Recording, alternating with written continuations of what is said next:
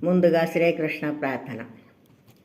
వసుదేవసుతం దేవం కంసచాణూరమర్దనం దేవకీ పరమానందం కృష్ణం వందే జగద్గురుం శ్రీకృష్ణం వందే జగద్గురుం.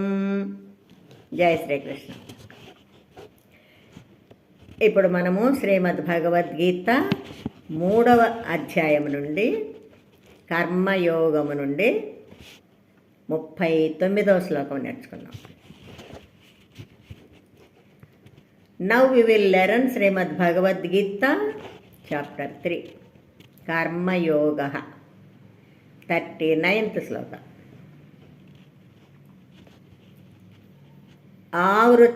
ఆవృతజ్ఞానమేతేన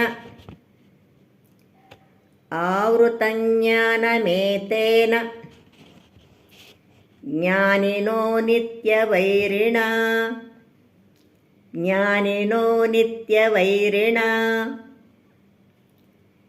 కామరూపేణ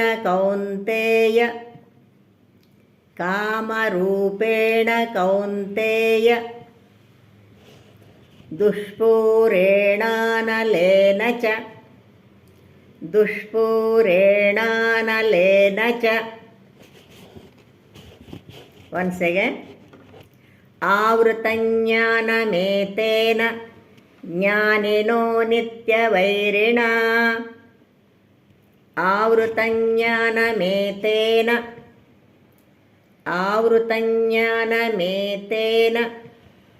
జ్ఞానినో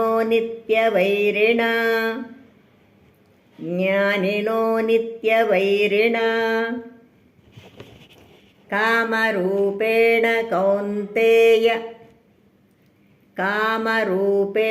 Kaunteya దుష్పూరేణానలేన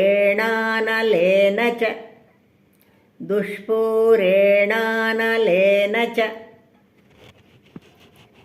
now full line. ఆవృతజ్ఞానమేతేన జ్ఞానినో నిత్యవైరిణా ఆవృతజ్ఞానమేతేన జ్ఞానినో నిత్యవైరిణా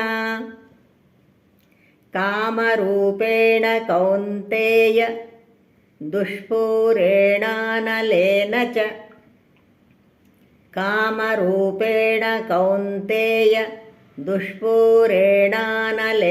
చ.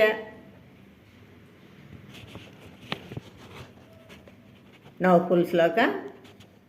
ఆవృతజ్ఞానమేతేన జ్ఞానినో నిత్యవైరిణా కామరూపేణ కౌంతేయ దుష్పూరేణానలేన చ.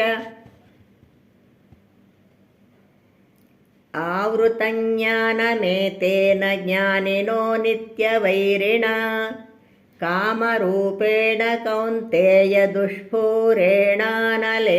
చ. ఆవృతజ్ఞానమేతేన జ్ఞానినో నిత్యవైరిణా కామరూపేణ కౌంతేయ దుష్పూరేణానలేన చ. జయ Srikrishna.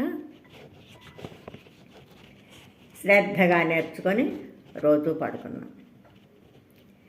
Let's learn diligently and sing daily. జయ శ్రీకృష్ణ.